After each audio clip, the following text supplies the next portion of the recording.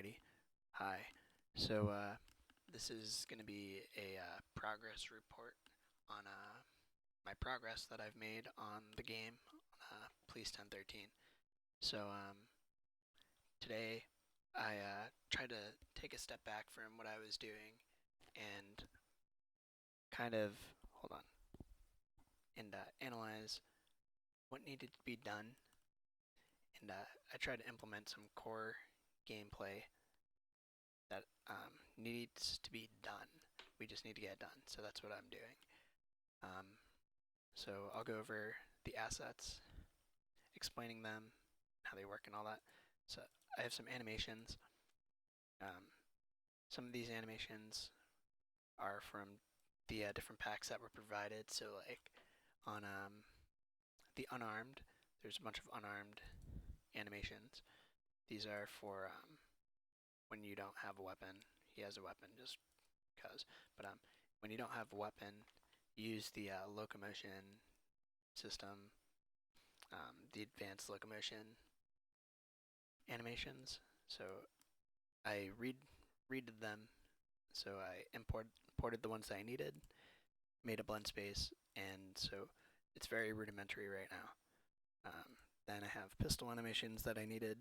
These are from the Pro Pistol animation set. I don't know what it's called, but I have some of those. Again, very rudimentary. I needed animations to be there, but not necessarily be pretty. We'll work on that after. All right, so next I have audio. These are just M9 samples from Intervention, I think it was. So I made a sound cue that would just play random ones, and then I set it up in the animation for the shooting here to set off a notification to play that sound. So that was easy to do and easy to bind to the animation. So we could do that for all the other weapons. Next, just the test map. I'll explain it. So this is not technically open world. I feel like I'm gonna wait a little later to actually implement that. So I just mocked up a city just so I could have something to play around with. This is large enough for testing, I think, so that should not be a problem. But yeah, it's not streaming, it's not open world composition, it's not any of that. It's just one level that's loaded all at once. So that's something we do need to keep in mind. So when we move further on and we actually want to start implementing that, it shouldn't be too hard, but this just isn't the solution for it right now. This is just to test the game. Alright, so materials are related to the world. Then I have the UE4 mannequin. Um, so this is the default guy that comes with UE4. Um, so one thing to note, we could easily swap this out, but we want to make sure that the animators or riggers are rigging the models to the UE4 skeleton. If they're not, it's just going to be a pain retargeting and fixing any retargeting errors we get. So just use the animation, the art tools that they give or something for animating. Use those. Then we could use the same animations for all of our character assets, and that would just speed up our workflow. Next, I have the weapon. So the weapon is from the Chamfer Zone weapon pack that was provided for us. I had to put some textures on, or I had to remake the materials so like the light isn't necessarily the best anymore because it's not the same one that was like there. I had to redo them, but I mean it looks fine. One thing is that all these weapons um, they're not rigged, so they don't have any animations. Um, so that's something we have to worry about for later when we want to start adding animations in. But for right now, it's fine. Alright, so now on to, I guess, the UI folder. I have a basic UI. This is something that I'm going to work on later, but I'll show it in the gameplay. This is, you can interact with the ped, and right now it's just very bad, and I'm going to improve it. But for right now, let's go on to the fun. So here's a player controller, and all it does is it handles the movement of the character in the world. So it doesn't have anything like, this is just calling functions. It's not really doing anything else other than calling functions. Um, I want to abstract the movement of the character and the brain of the character. So this is the brain of the character, and the actual character ped class that we're going to see in a minute here is the body. So this is just sending signals to the body. Alright, so nothing fancy there. Let's go. I have a test HUD. All the test HUD does is draw the crosshair. Super easy. Game mode, I don't think I'd do anything. There's nothing in the game instance. Alright, so let's go on to the ped class. This is where most of my time went. So this isn't the most elegant, but it's definitely working, and it's working well, in my opinion. So right now, this is all the setup for the character, this top one. So we set the zoom, spawn the weapon. This is temporary. We're not going to spawn weapons for everyone. Just this is for testing. So that's all spawn related.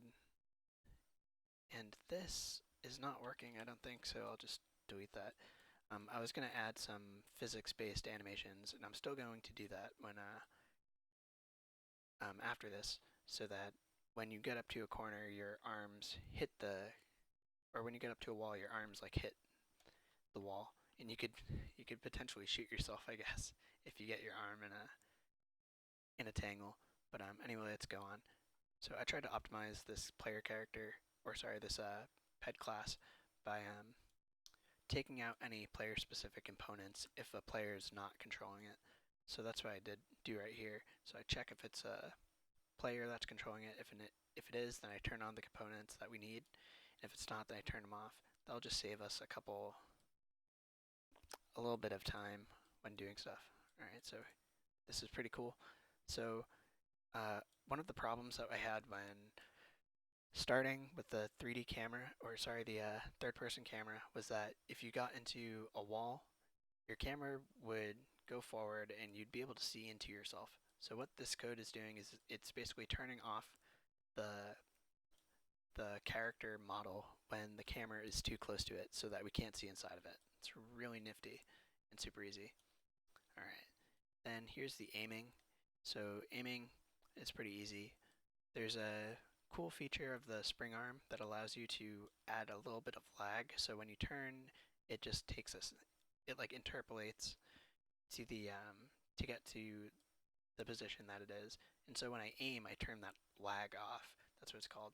And I also set zoom when I aim, and I also minimize the speed that you can walk while you're aiming. Then when I end aiming, it just re-enables that lag, resets the zoom, and sets your walking speed back to normal. This next code is just for equipping and unequipping a weapon.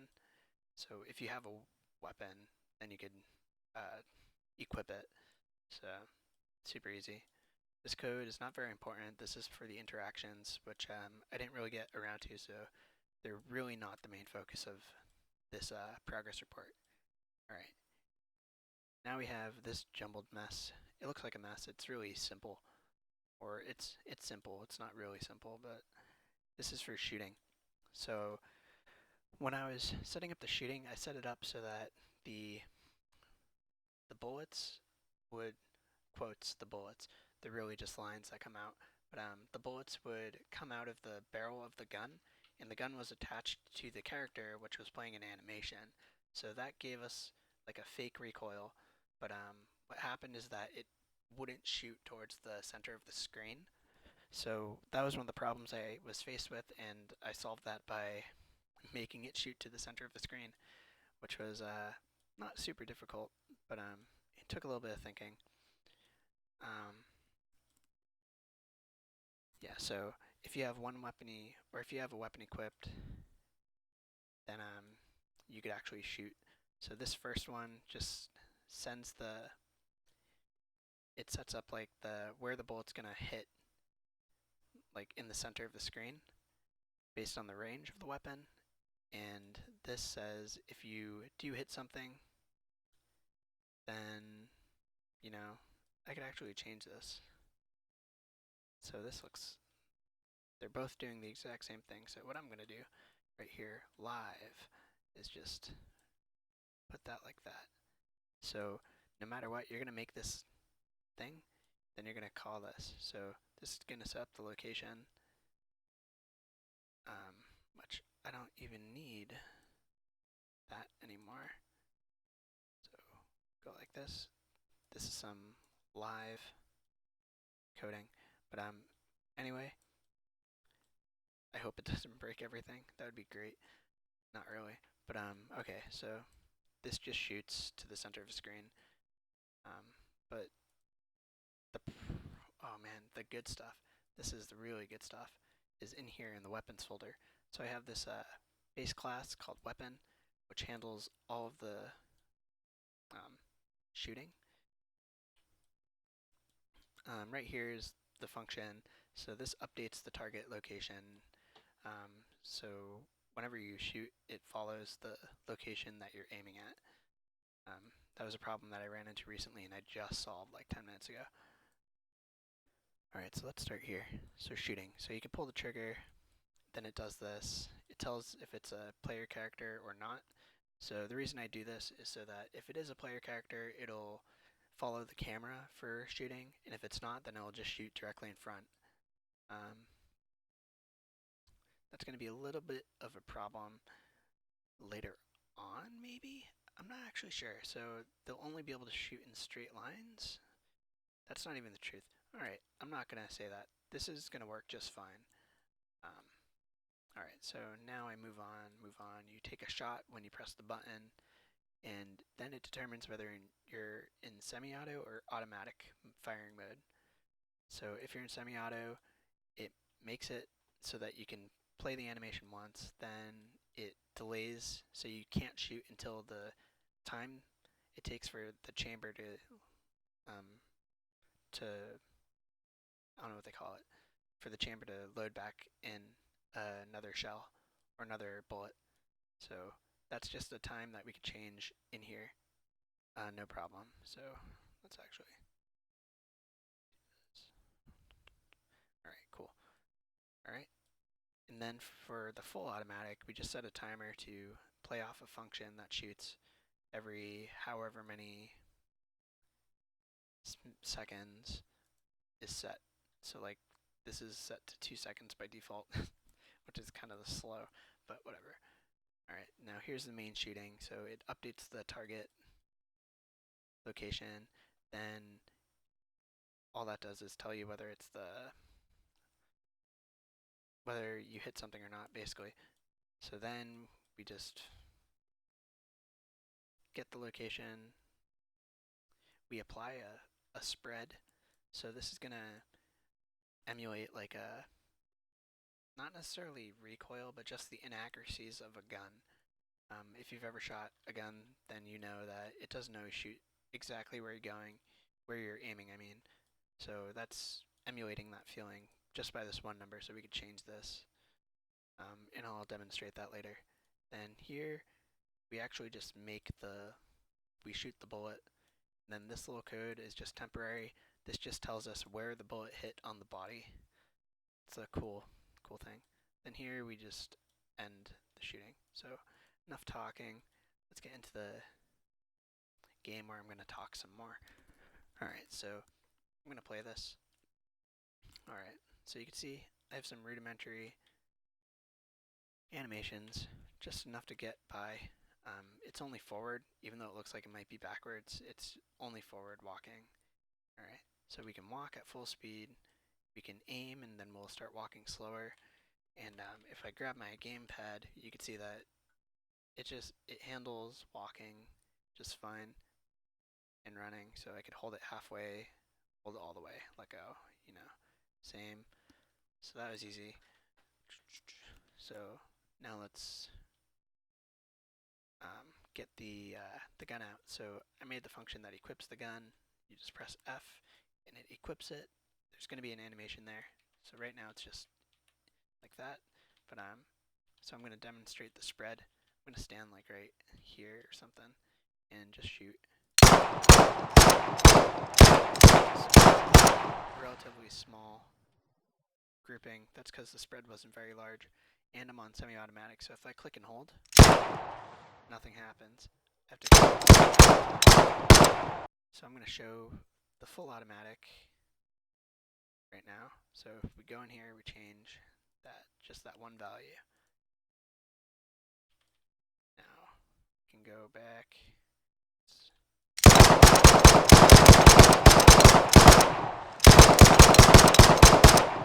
Very cool.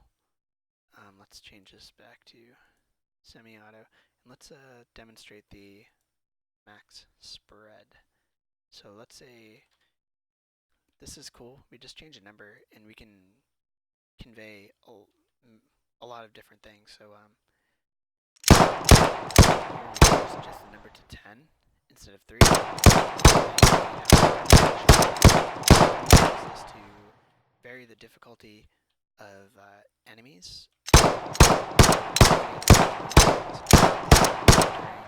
during a gunfight. So, like, we have this really scared guy who's just like a terrible shot. He's being suppressed, and he's just normally a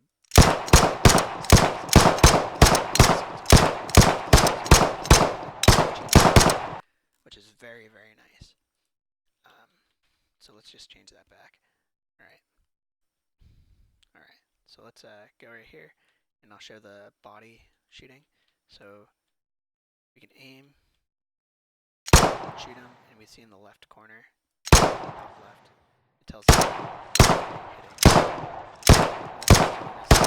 hitting. Now I'll show the last feature, which is when you get close, it makes the character disappear. I don't have a working first person just yet. I don't want to worry about it at this moment. But for things that are in the immediate future that I'm going to add, I'm going to add you